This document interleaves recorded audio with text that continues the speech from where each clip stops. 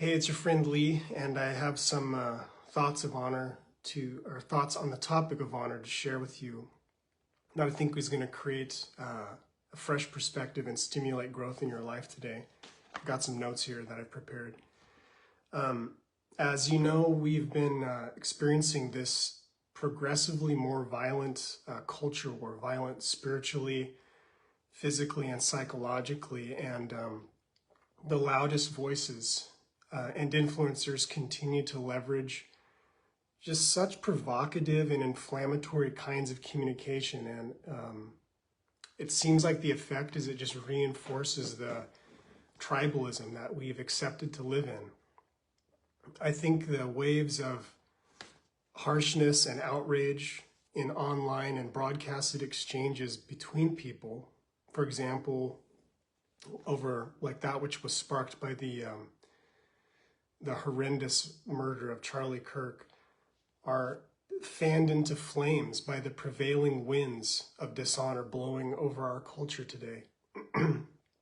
These are the winds that strip our lives of relationship and leave us isolated, a desert where nothing grows.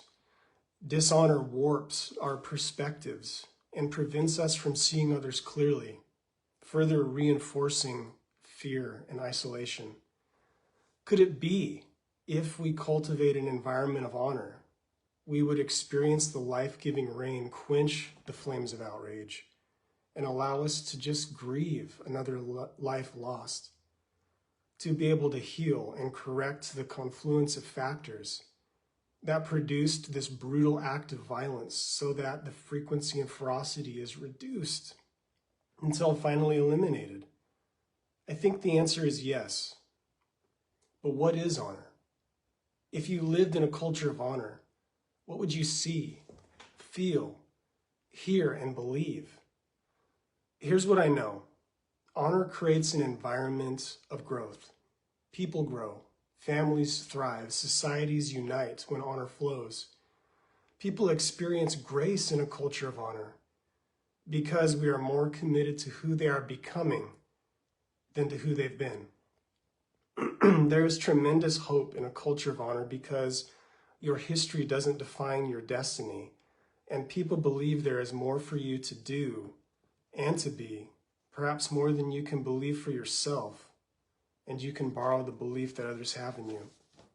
A simple dictionary lookup of the word honor will pretty quickly show you that it is expressed in recognizing something's value. We honor people by rightly valuing them. In the original list of 10 commandments, there was one given that included an extra statement of blessing. It's the fifth in the list. And when it's restated a second time in Deuteronomy, it says like this: honor your father and mother as the Lord your God commanded you, so that your days may be long, and that it may go well with you in the land the Lord your God is giving you. That's Deuteronomy 5.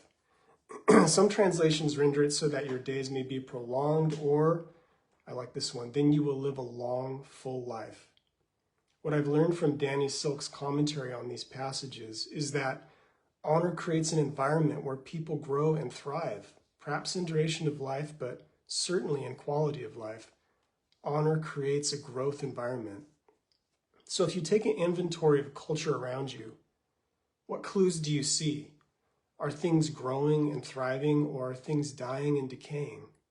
The former hints at an environment where honor is at work, and the latter where dishonor is at work. So what about you? Are you growing? Are you in a growth environment? Do you live in a culture of honor? You can create that.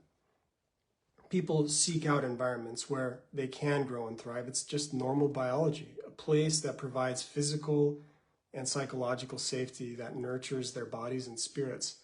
A culture of honor creates this type of nurturing safety, but also stimulates growth.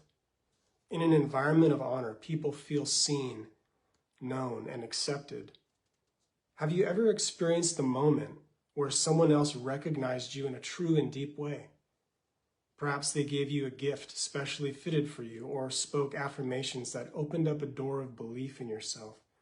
Or maybe had a divine word of knowledge or prophecy about you that should be impossible for them to know, and you felt the attention of heaven focus on you for a moment, that is honor at work, connecting us to one another in the truth of our beings. So who should we honor? Who deserves honor? Who is worthy of honor?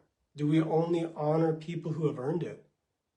How we answer this question reveals what we truly believe honor is. I think the answer must be we honor everyone. Otherwise, it's no one. If we pick and choose who is worthy of honor, it vanishes, and all we are left with is our preferences, which may be entirely based on honoring others to the degree they reflect us back to ourselves. Peter, one of Jesus' original students, said it like this: honor everyone. Honor is not based in agreeing with others, approving of their behavior, or supporting their goals. It subverts those facades and instead is rooted in the lasting and inherent worth of each person. Your true level of honor is not shown in honoring people you agree with or hold in high regard. Your true level of honor is found in the person you honor least, the person you value least. Are you to decide who is valuable and who is not? Should the value of others rise and fall in your shifting opinion? No. We must value all and honor all. But how? You may not be inclined to honor others you do not hold in high regard. The way to change that is to change how you see them. Set aside the offenses and grievances that you might have and allow the tension to remain without rushing to resolve it. Just embrace the tension. Try to stand next to yourself and view the person from a new perspective. Think critically. How am I to honor this person? What is true about them that I can recognize and celebrate? That will require your level of creativity to increase and transform you in the process. There's little creativity in honoring people that we already agree with or hold in high regard. Our egos can do that while we sleep. And in some of his letters, Paul gives us insight on how God honors us. But God shows his love for us in that while we were still sinners, Christ died for us. Romans 5. Now that is an expression of honor of tremendous value. As leaders, it is incumbent upon us to nurture a culture of honor and create environments of growth. If you lived in a culture of honor, what would you see, hear, feel, and believe? So focus your creativity and energy on answering these questions for yourself. Honor believes that no one is disposable. There are no throwaway people. Each person's presence, engagement, and functioning in their true design is of critical importance to what culture can create and produce as a whole. Do you believe this? Honor believes that how we talk is as important as what we say. Both the ends and means matter and have consequences. When we decide that some people are expendable and can be canceled, deplatformed, killed, or otherwise silenced in order to accomplish our goals, as if they were just collateral damage, honor also dies with them. If honor has a goal, it is not to win arguments. It's not to win control. It is not to win power. It would be to win people. Honor creates a spaciousness in the culture for people to grow into their design and purpose. There is grace to make mistakes, but also an accountability to keep developing into the highest and best we can be. Imagine this. You draw a 5-foot radius circle around yourself. As a person of honor, you carry that environment with you wherever you go. And when people step into that circle around you, it can be a place of refuge and encouragement where others feel honor. They are invited to do more than they thought they could do, to be more than they thought they could be, and to believe more for themselves than they thought they could believe. Wherever you are and whoever you are, you have the power to influence people in this profound way and elevate the level of honor in our culture.